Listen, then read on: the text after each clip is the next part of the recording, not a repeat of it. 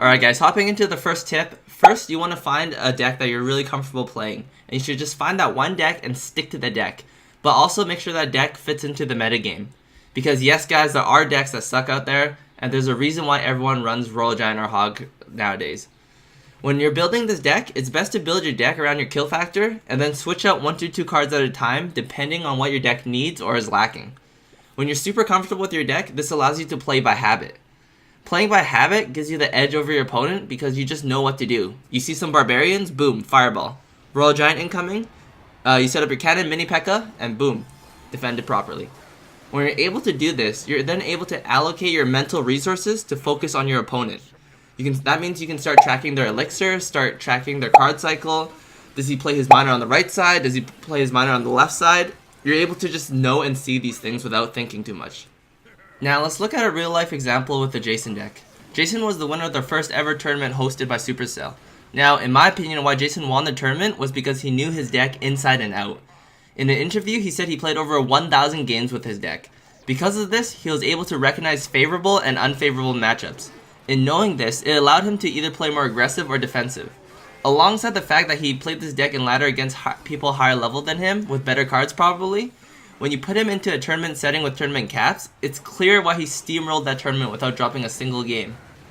So the next tip that I have for you guys is having a proper mindset. And with any competitive game, it puts a lot of stress on your mind and your body. And this is where the topic of tilting comes in, or tilt. So when you tilt, it's like when you lose a bunch of games in a row, you don't know really what's going on, you're kind of just not feeling the game, and you're making a bunch of misplays. And how you're able to manage this stress will determine how well you perform during the game. And having a proper mindset is really important because when it comes to a fast-paced game like Clash Royale, where split-second decisions can either win or lose you the game, you have to remain calm and collected. So a good way I like to get myself warmed up and having the proper mindset in Clash Royale is I just hop into either a friendly battle or check TV Royale for some replays. So the next tip I have for you guys is learning the meta. And the metagame, whatever you guys want to call it, it's essentially what's popular or good that everyone's using. So the meta will usually shift with each patch or update that rebalances the troops.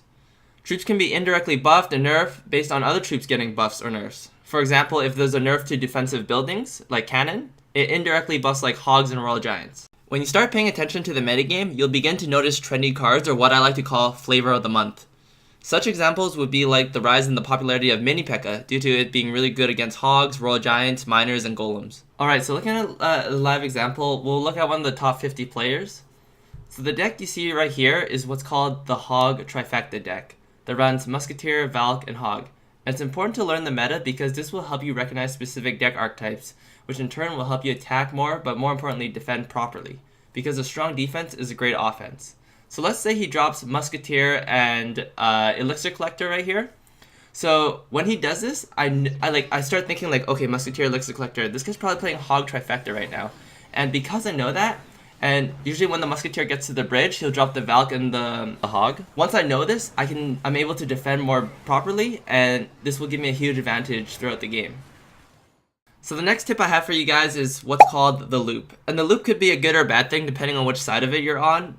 But essentially what the loop is where when both players play the same cycle of cards over and over again, and the same outcome happens. It is okay to stay within the loop if overall you're coming out positive in damage or elixir trade. But if you're not, you just want to get out of it right away. So guys, this match is scripted, but essentially I send my Hog and Goblins, they drop barbs, I zap, I get a few hits on the tower. They counter push with the Barbarians and the Musketeer, I send a Fireball, it clears it out completely. Here they set up another push with Miner and Spear Goblins, I drop my mini P.E.K.K.A to take out the Miner, and then I arrow away the Spear Goblins. Now I have a mini P.E.K.K.A walking towards their tower. What did they do? They drop minions to counter my mini P.E.K.K.A. In response, I do what's best, and I drop an Ice Wizard to take out the minions. And now the board kind of resets here, and it's key to note, like, that's one full cycle that just happened. So now, as you notice in my hand, I have my Hog, and I have my Goblins back in my hand again. So now I can send my attack in, and, like, as predicted, if they are in the cycle, what they're going to do is drop Barbarians again. So I send my Hog, I send my Goblins, they do drop Barbs again, and I throw a Zap, I get a few extra hits on the tower again. So as you guys can see, like the loop is like happening right here, and they drop the Musketeer, I send the Fireball, it takes out the Barbs, it takes out the Musketeer, and the cycle repeats. And why it's really bad to fall into the loop, especially like in this case, is because like I'm always getting chip damage in, or I'm always getting some damage in, and they're not really getting anything out of it. And I know this is super exaggerated, but I have seen this happen in a lot of games in like lower level arenas. And what's also really bad about falling into the loop is when, like, now that if they drop barbs again, I can send the early fireball in and predict where the barbs are going to land, like right here, which will secure me the tower. So guys, don't get into the habit of falling into the loop, and, you know, just break out of it and go from there. So the next tip I have for you guys is basic knowledge. And I know this one seems a little silly, but I included it anyways. Learn the basics of what trades what efficiently. So just some quick examples at tournament cap. Valk takes 3 spins to take out barbs. Fireball will leave barbs at 1 HP. Princess takes 2 hits to kill goblins or minions. And Hog takes 3 hits to kill cannon. It's just like really simple basic things like these is really important to know, because once you know these things, you're able to defend really easy, because you can just drop like whatever you need to defend. Like let's say like you got barbs coming one lane, you just drop the Valk, and then like you're like, okay, for sure Valk's gonna take those barbs out. I don't have to worry about that. I can focus on something. So on the note of defending properly, the question you should be always asking yourself is, what's the best answer to this? And let's say you have a Royal Giant coming at you and you know the enemy runs minions. So maybe Inferno Tower is not the answer, and the answer is Ice Wizard Mini P.E.K.K.A. So like, you always want to be thinking proactively so you can always come out on top of the trade or whatever is about to happen. Another mistake I see a lot of people make is their unwillingness to make a negative elixir trade. Not every trade you have to make has to be elixir positive. Even though you want to trade positively, sometimes to save your tower from taking hundreds of potential damage, you need to take a small like -1, -2 trade. My last tip for you guys is kind of cheesy, but play till the end, never give up, don't stop, won't stop, have that kind of mentality. Because like I honestly see a lot of people rage quit if they have a bad start, lose their tower, or make a bunch of misplays, but you should honestly keep playing till the bitter end every time. Like many times you can catch your opponent to be very overconfident when they take a tower within the first couple of minutes, and you can really capitalize on this.